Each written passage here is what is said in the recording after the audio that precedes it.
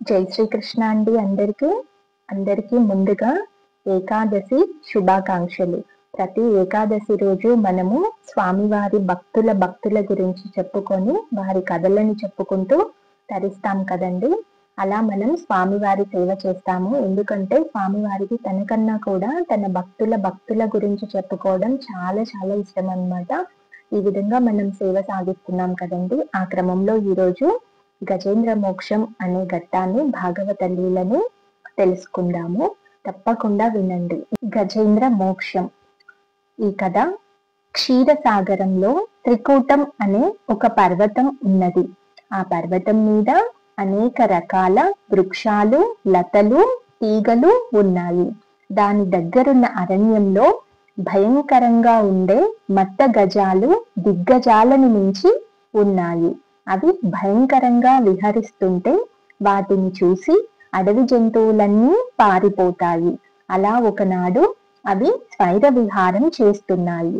ఆ సమయంలో ఆ ఏనుగుల గుంపు ముందుకు సాగిపోతూ ఉంటే ఆ సమూహంలోనే ఉన్న గజనాథుడు వెనుకబడ్డాడు. దాని భార్యలైన ఏనుగులు మాత్రం దాని పక్కనే కనిపెట్టుకొని అనుసరిస్తున్నాయి. అలా వెళ్తుంటే ఆ గజరాజుకు ఒక పెద్ద కొలను కనిపించింది. తన్మయత్వంతో ఆహ్లాదకరమైన ఆ కొలనులోకి ఏనుగుల సమూహం ప్రవేశించింది. అందులో గజరాజు ఆనందంగా ఈదులాడాడు. అప్పుడు ఆ గజరాజును ఆ మడుగులో దాగి ఉన్న ఒక ముసలి చూసింది. సరస్సు నుండి కుప్పించి ఒక్క ఎగురు ఎగిరి మకరరాజు కరిరాజును పట్టుకుంది. గజరాజు దాని పట్టు విడిపించుకోవడానికి పోరాడాడు. ముసలి ఏనుగును నీళ్లలోకి లాగుతుంటే ఏనుగు ముసలిని గట్టు మీదికి లాగింది. దాన్ని వర్ణిస్తూ పోతన గారు ఇలా రాశాడు: కరి దిగుచు మకరి సరసికి గరి దరికిని మకరి దిగుచు గరకరి బెరయన్ గరికి మకరికి గరి భరమనుచును నతల కుతల భటులరుదు పడన్. ఇలా కరి మకరి అంటే ఏనుగు ముసలి భీకరంగా పోరాడుతుంటే నీళ్లలో జీవించే ముసలికి సహజంగా బలం, పట్టుదల అంతకంతకు పెరగసాగాయి. గజరాజు బలం క్షీణించసాగింది. ముసలి ఏనుగు కుంభస్థలం మీదికి దూకింది. కంఠాన్ని, వెన్నును గాయపరిచింది. అలా గజేంద్రుడిని రకరకాల బాధించింది. అయినా అలసిపోకుండా, వెనుకంజ వేయకుండా గజరాజు తన పరాక్రమంతో 1000 సంవత్సరాల కాలం ఆ ముసలితో పోరాడాడు. చివరకు ఓపిక క్షీణించడంతో దాన్ని గెలవడానికి తన శక్తి చాలదని నిర్ణయించుకున్నాడు. లోకాల సృష్టికి, సంరక్షణకు, లయం కావడానికి మూలకారకుడైన ఆ పరమేశ్వరుడిని శరణు వేడుతానని అనుకుంది ఆ ఏనుగు. కర్మ గుణ భేదాలు లేని ఆ పరమేశ్వరుడిని అనేక విధాలా ప్రార్థించిందా ఏనుగు. చివరకు ఒక సందర్భంలో ఇలా అనుకుంది: దీనుల పాలిట ఉంటాడు ఆ భగవంతుడు అని అంటారు. పరమ యోగీశ్వరులైన వారి చెంతనే ఉంటారని చెప్పుతారు. అలా ఉన్నాడు, ఇలా ఉన్నాడు అనే ఆ భగవంతుడు నిజంగా ఉన్నాడా లేడా అని సందేహిస్తాడు గజరాజు. ఉంటే తన మీద ఎందుకు దయచూపడు, ఎందుకు వేగంగా రాడు అనుకుంటాడు. చివరకు దీనంగా ప్రార్థిస్తూ భగవంతుడు తప్ప తనకు ఎవ్వరూ లేరని నిస్సహాయ స్థితిలో ఉన్న తనను మన్నించి కాపాడమని రమ్మని పిలుస్తాడు. పోతన గారు 2 పద్యాల్లో అద్భుతంగా వర్ణిస్తారండి గజేంద్రుడు ఎలా భగవంతుడిని ప్రార్థించాడు అని. ఇది మీ అందరికీ తెలిసిందే. ఒకసారి వినండి.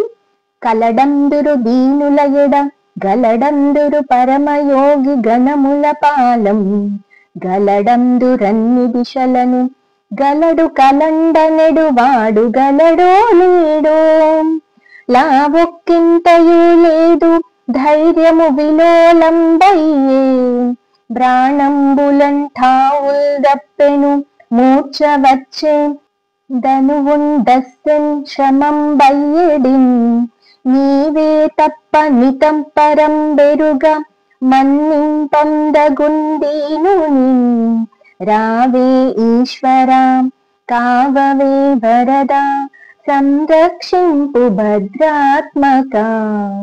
అని గజరాజు ఇలా ప్రార్థించగానే అప్పుడు విశ్వమంతా వ్యాపించి ఉన్న విష్ణుమూర్తి గజరాజును కాపాడాలని నిశ్చయించుకున్నాడు. ఆ సమయంలో విష్ణుమూర్తి వైకుంఠంలో లక్ష్మీదేవి సేవ చేస్తుండగా ఆమెకు కూడా చెప్పకుండా శంఖ చక్రాలను కూడా చేత్తో పట్టుకోకుండా పరివారాన్ని వెంట పెట్టుకోకుండా అలా పరుగున వచ్చేస్తాడనమాట. ఈ వృత్తాంతాన్ని పోతన గారు పద్య రూపంలో చక్కగా చెప్పారండి. ఒకసారి చెప్తాను, వినండి. సిరికింజెప్పడు శంఖ చక్ర యుగముంజేదోయి సంధింపడు, ఏ పరివారంబును చీరడు అబ్రకపతింబన్నింపడు, ఆ కర్ణికాంతర దమ్మిల్లము చక్కనొత్తడు, వివాద ప్రోద్దిత శ్రీకుచో పరిచేలాంచలమైన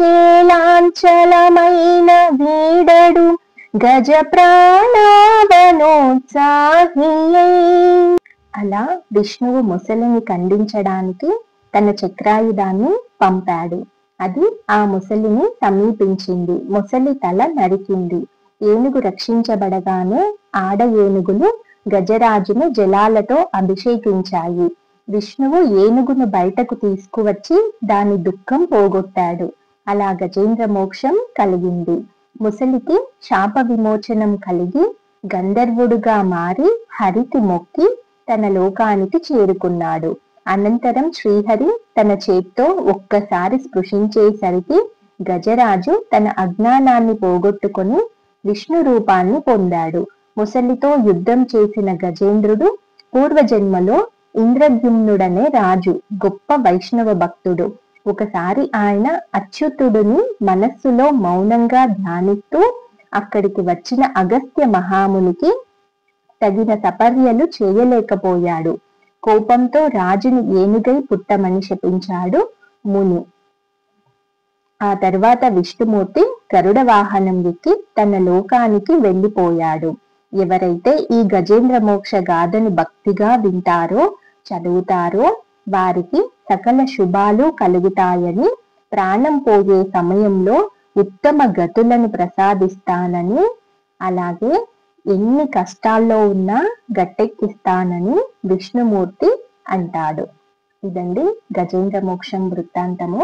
ఇది చూడ్డానికి పైకి కథలాగా అనిపిస్తుందండి, కానీ దీన్ని బాగా కనుక అర్థం చేసుకుంటే వేదాంత సారం ఇది ఉంటుందండి. గజేంద్రుడు నీళ్ళలోకి దిగుతాడు. ఆ నీళ్ళలో చాలాసేపు ఆటలాడుతాడు. ఇదంతా ఏంటి అంటే మనం సంసారంలో దిగడం లాంటిదన్నమాట.